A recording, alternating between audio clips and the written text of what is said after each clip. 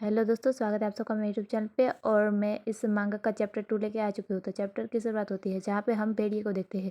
जो इग्रो होता है ना, उसने 5 सेकंड दिए होते हैं भेड़िए को सोचने के लिए कि वो क्या करना चाहता है। इसलिए जो भेड़िया होता है ना, वो अपने मन में सोच रहा होता है और वो बड़ा ही दुखी होते हुए कहता है माई पैग, मतलब कि मेरा दल। और वो अपने दल के बारे में सोच रहा होता है और वो अपने मन में सोचता है कि अगस्त परिवार का वजूद अभी इस दुनिया में पूरी तरह से ख़त्म नहीं हुआ है। और ये सुनिश्चित करने के लिए उन सबका ज़िंदा रहना ज़रूरी है, मतलब कि हम सबका ज़िंदा रहना ज़रूरी है। और अगर मेरा पैग ही ज़िंदा नहीं रहेगा तो अगस्त परिवार का वजूद ही नहीं रहेगा। और अगर वे हम सब की, यानी कि मेरे जो पैग है उसकी सुरक्षा की जवाबदारी लेता है, वो इस बात को सुनिश्चित करता है, तो मुझे उसकी बात को मान लेना चाहिए। और ऐसा सोच रहा होता है भेड़िया। तभी हम इग्रो एंजल को देखते हैं। जो इग्रो होता है ना, वो गिनती गिन रहा होता है और वो भेड़िए का जवाब का इंतज़ार कर रहा होता है। और वो कहता है 5 4 3। और जब वो 3 गिनता है ना, तभी जो भेड़िया होता है ना, वो इग्रो से कहता है कि ठीक है, अगर तुम मेरे दल को वहाँ से निकाल सकते हो, यानी कि मेरे पैक को वहाँ से निकाल सकते हो और उन्हें बचा सकते हो, और तुम इस बात का वादा करते हो, तो मैं तुम्हारे सामने झुकने के लिए तैयार हूँ। और ऐसा कहते हुए जो भेड़िया होता है वो अपनी नज़रों को झुका लेता है और इग्रो के सामने बैठा हुआ होता है। तब जो इग्रो होता है ना, वो बड़े ही मुस्कुराते हुए उस भेड़िए के सामने देख रहा होता है और उस भेड़िए से कहता है कि आश्चर्य की बात है, मतलब कि मुझे थोड़ी सी तो हैरानी हुई, लेकिन कोई कोई नहीं। और तुम्हें नहीं लगता कि तुम्हें मेरे सामने कैसे बर्ताव करना चाहिए, मतलब कि तुम्हें क्या कहना चाहिए।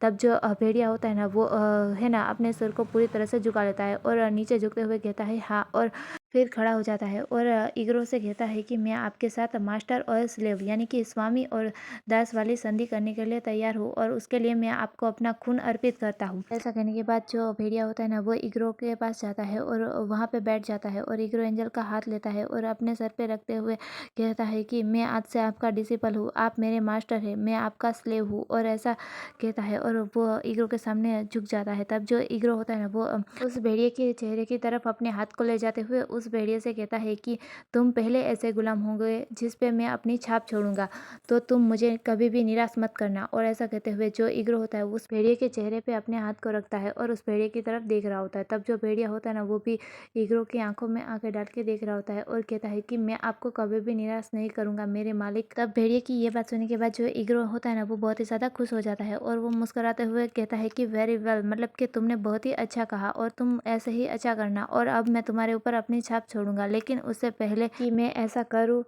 तुम्हें खुद को साफ करने की ज़रूरत है। और ऐसा कहते हुए जो इग्रो होता है ना, वो मुस्कुराते हुए उस भेड़िए को खींचते हुए ले जा रहा होता है। तब जो भेड़िया होता है ना, वो बड़ी ही हैरानी से पूछता है, मतलब कि अपने मन में सोचता है कि क्या खुद को साफ करने की ज़रूरत है। और जो इग्रो एंजल होता है ना, वो तो उसे ले जा रहा होता है और फिर एक कमरे के पास कमरे का दरवाज़ा खोलता है और कहता है कि हाँ, यही ठीक है। और फिर हम उस कमरे के अंदर देखते हैं, वहाँ पे एक हॉट बाथ टब होता है, मतलब कि एक ब्यूटीफुल का स्विमिंग पूल होता है। और उसके है ना, जो अंदर कितनी गुलाब की पंखुड़ियाँ डाली हुई होती है और वो कितना सुंदर दिखाई दे रहा होता है। और ये गर्म पानी का बाथ टब होता है और जो ये है ना, इग्रो एंजल का होता है। तब हम उस भेड़िए को देखते हैं। जो भेड़िया होता है ना, वो उस हॉट टब की तरफ ही देख रहा होता है और कहता है कि क्या एक हॉट टब। जब तब जो इग्रो एंजल होता है ना, वो कहता है कि हाँ, ये एक बाथ टब है और तुम कितने गंदे हो और मैं तुम्हारे ऊपर अपनी छाप छोड़ूंगा, तो उससे पहले तुम्हें खुद को साफ करने की ज़रूरत है। और वैसे भी खाने को बिना धोए नहीं खाना चाहिए।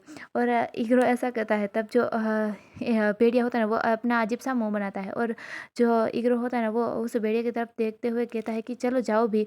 तब जो भेड़िया होता है ना, उससे तो जाने का मन ही नहीं हो रहा होता है, मतलब कि वो शायद नहाना नहीं चाहता है। लेकिन जो इग्रो होता है ना, वो उस भेड़िए को आगे लाता है और उसे पीछे से धक्का ले देता है स्विमिंग पूल के अंदर, यानी कि हॉट टब के अंदर। तब जो भेड़िया होता है ना, वो तो कुछ समझ नहीं पाता और वो कहता है कि या मतलब कि व्हाट। और वो कुछ समझ पाता उससे पहले जो इग्रो एंजल होता है उसे धक्का दे दिया होता है और वो सीधा पानी में गिर जाता है। और और जैसे ही वो भेड़िया पानी में गिरता है, वो अपने चेहरे को बाहर निकालता है और वो बहुत ही ज़्यादा गुस्से में होता है और वो गुस्से से घूरते हुए इग्रो की तरफ ही देख रहा होता है और कहता है कि आप मतलब कि तुमने ऐसा क्यों किया और तुमने मुझे पानी से पीछे से धक्का क्यों दिया। और वो गुस्से से कहना चाहता है, लेकिन वो कुछ कहता नहीं है और वो ऐसे ही इग्रो को तरफ ही देख रहा होता है। तब जो इग्रो होता है ना, वो उस भेड़िए की तरफ देखते हुए अपने चेहरे पे हाथ रखता है और कहता है कि आज तक कोई भी मेरे हॉट बाथ टब के अंदर नहीं गया है, तो तुम्हें नहीं लगता कि तुम्हें मेरा आभार व्यक्त करना चाहिए, मतलब कि तुम्हें मेरा शुक्रिया अदा करना चाहिए। तब जो भेड़िया होता है ना वो टेडी ऐसे ईगलो की तरफ देखते हुए कहता है कि हाँ, आपका थैंक यू, मतलब कि आपका बहुत बहुत धन्यवाद। तब जो ईगलो होता है वो कहता है मोस्ट वेलकम, मतलब कि आपका स्वागत है। और अपने मन में सोचता है कि मतलब कि वो बहुत ही ज़्यादा एक्साइटेड भी होता है और अपने मन में सोचता है कि खाने की चीज़ों को वैसे भी खाने से पहले धोना चाहिए, और वो बहुत ही ज़्यादा एक्साइटेडली उस भेड़िए की तरफ ही देख रहा होता है।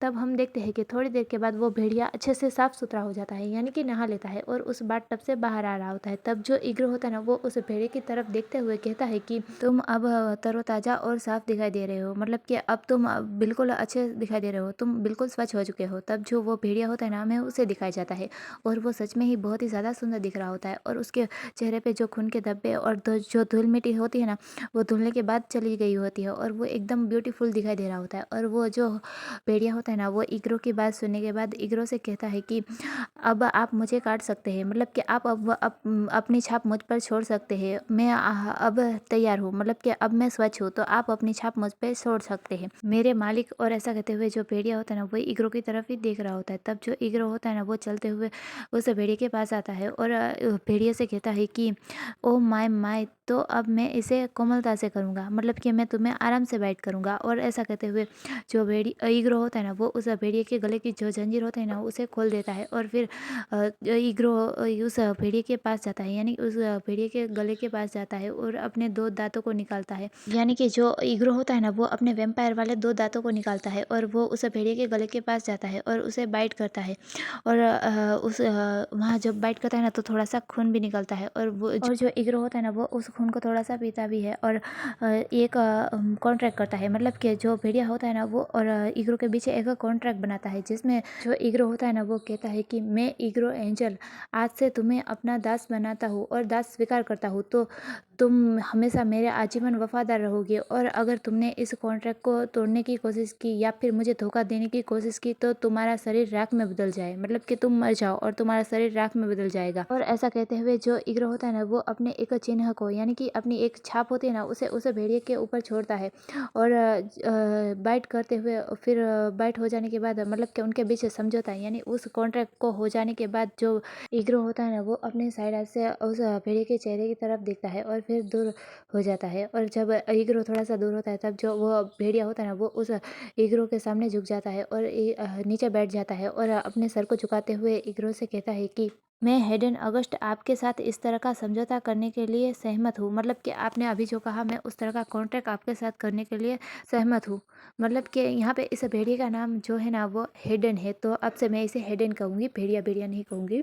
और हम हेडन को देखते हैं। जो हेडन होता है ना वो कहता है कि मैं आज से ईगलो एंजल का दास बनना स्वीकार करता हूँ, और मैं उनकी तहे दिल से सेवा करूँगा और आजीवन उनका वफादार रहूँगा, मैं इस चीज़ की कसम खाता हूँ। और ऐसा कहते हुए जो हेडन होता है ना वो ईगलो का जो हाथ होता है ना उसे अपने सर पे रखता है और उसे अपना मालिक मानता है और कहता है माय मास्टर, मतलब कि मेरे मालिक। तब हम ईगलो को देखते हैं और हिडन की ये बातें सुनने के बाद वो तो बहुत ही ज़्यादा खुश होता है और वो मुस्कुराते हुए हिडन से कहता है कि वेरी वेल, मतलब कि अच्छे से, अब से तुम्हारा दिल मेरा है, और वैसे यह मैंने जितना सोचा था उससे भी कहीं ज़्यादा मज़ेदार है। और ऐसा कहते हुए जो ईगलो होता है ना वो थोड़ी देर हिडन की तरफ देखता है और फिर वहाँ से जाता है और कुछ कपड़ों को लाता है, और उन कुछ कपड़ों को, मतलब जो कपड़े लाया होता है ना उस कपड़ों को उस भेड़िए की तरफ यानी हिडन की तरफ करता है, और साइड से हिडन की तरफ देखते हुए कहता है कि अपने आप को सुखा लो, यानी पोंछ लो और इन कपड़ों को पहन लो, फिर मैं तुम्हें अपने साथ लियोन के यहाँ पे ले जाऊंगा और वहाँ जाकर मैं तुम्हारे पैक को वहाँ से वापस ले आऊँगा, मतलब कि तुम्हारा जो दल उसके पास है ना उसे हम छुड़वा के वापस ले आएंगे।